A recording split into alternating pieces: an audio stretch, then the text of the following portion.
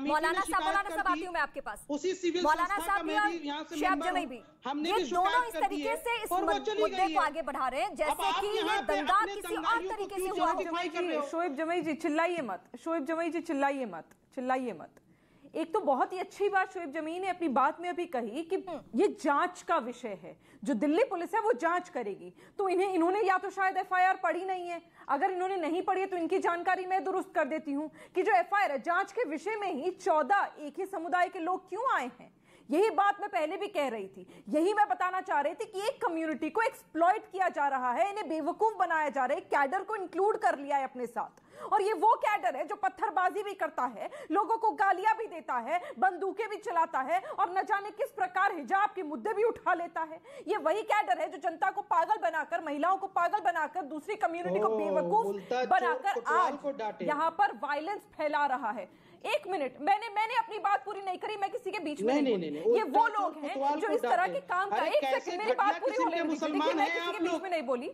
मस्जिद में जाकर के वहाँ वैंडलाइज कर दीजिए, आपके मुझे जुबान से कुछ निकलता नहीं है, शोभा यात्रा निकाल रहे हैं, आपको मस्जिद में क्या लेना देना है? क्यों झंडा फहराएंगे आप मस्जिद में?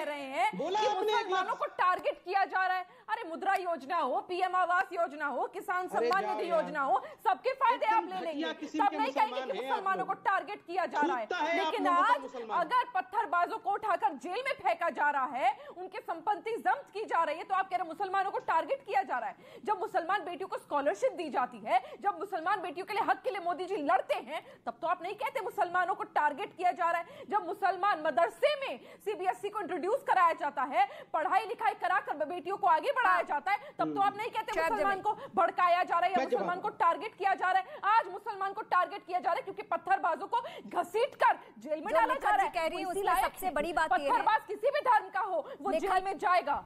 निखत जी जो कह रही हैं सबसे बड़ी बात यह है कि चंद लोग गुमराह कर रहे हैं अपनी ही कौम को। शोएब जमई ये समझने में कितना वक्त लगेगा? जी देखिए, मैं बड़ी बात कह रहा हूं कि ये सारे दंगे स्टेट कॉम्प्लिसिट दंगे हैं। इन शोभा यात्राओं में कुछ उपद्रवी तत्वों को भेजा जाता है पैसा दे करके कि ताकि तुम जगह जगह जा करके मस्जिदों के सामने झंडे फहराओ, मुसलमान एमसी है, मुसलमान की माँ बहनों को गाली दो। शोभा यात्रा मुसलमानों को गाली देने के लिए है? शोभा यात्रा मस्जिदों में जाकर के हुड़दंग मचाने और आपका झंडा फहराने के लिए?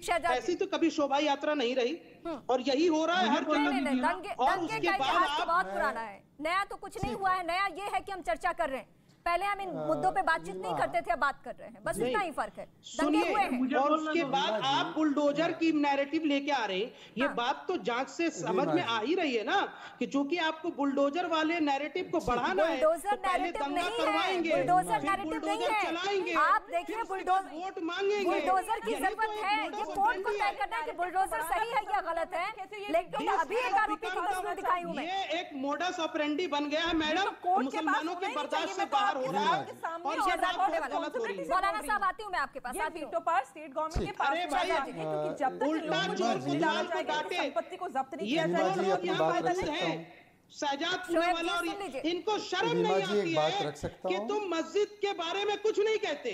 जिन लोगों ने दंगाइयों ने मस्जिद में चढ़ के हुड़दंग की, शहजाद जी को आप बोल रहे हैं शहजाद जी खुद मुस्लिम है, निखत अब्बास खुद मुस्लिम है, क्या उनको अपने धर्म से लगाव नहीं है?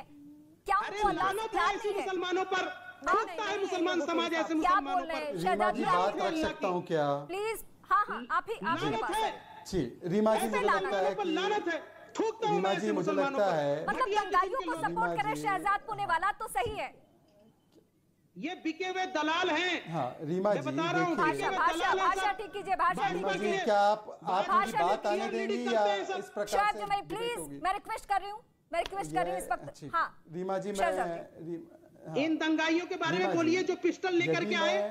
ये रीमा जी या तो आप निर्णय कीजिए कि मैं बोलूं या तो आप इनकी बातों को चलाएं, आपके चैनल को निर्णय करना। लास्ट टाइम बोल रही हूँ मैं शहजाद जी। मुझे लगता है कि आप हमारी जुबान को नहीं खामोश कर पाएंगी। मैं आपकी जुबान में आपको डिबेट में इनवाइट की हूँ, मैं आपकी जुबान क्या रोकूंगी? शहजाद पूनावाला सॉरी।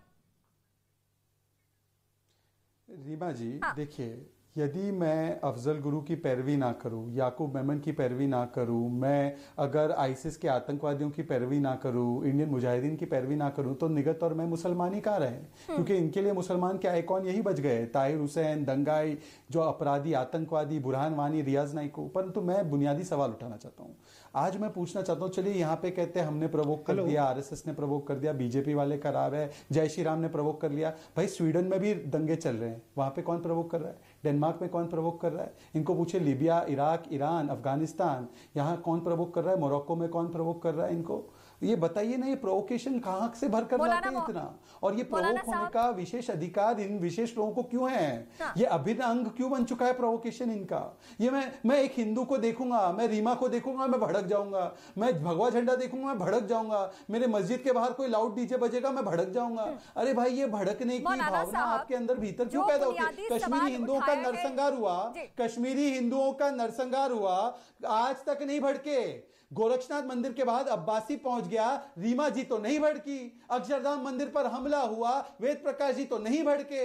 ये भड़कने का काम केवल मौलाना को और शोएब जमाई को क्यों होता है इतना? ये क्यों भड़क जाता है? इनके भड़कने की सवाल उठाया है कि जैसे ही भड़काएंगे मैं भड़क जाऊंगा। शहजाद जी सवाल ये उठा रहे हैं कि क्या सच्चा मुस्लिम होने का पैमाना बस इतना भर रह गया है कि आतंकवादियों को, दंगाइयों को सपोर्ट करना?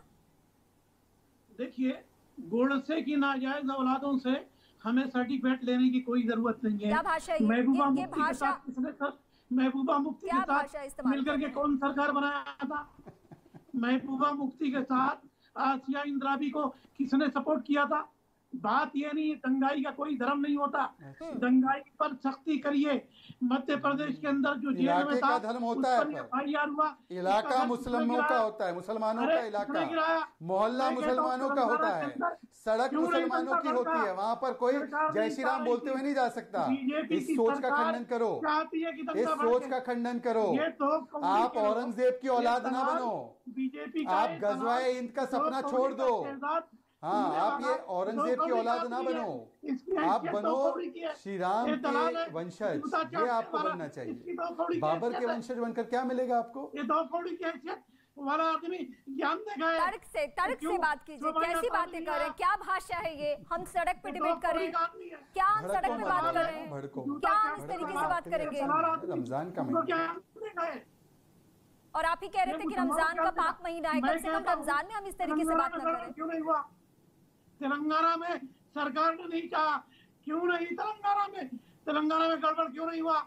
शोभा यात्रा निकला, हनुमान जयंती निकली, हिंदू और मुसलमान दोनों मिलकर के एक दूसरे के साथ गले मिले, निकाले, क्यों गड़बड़ नहीं हुआ?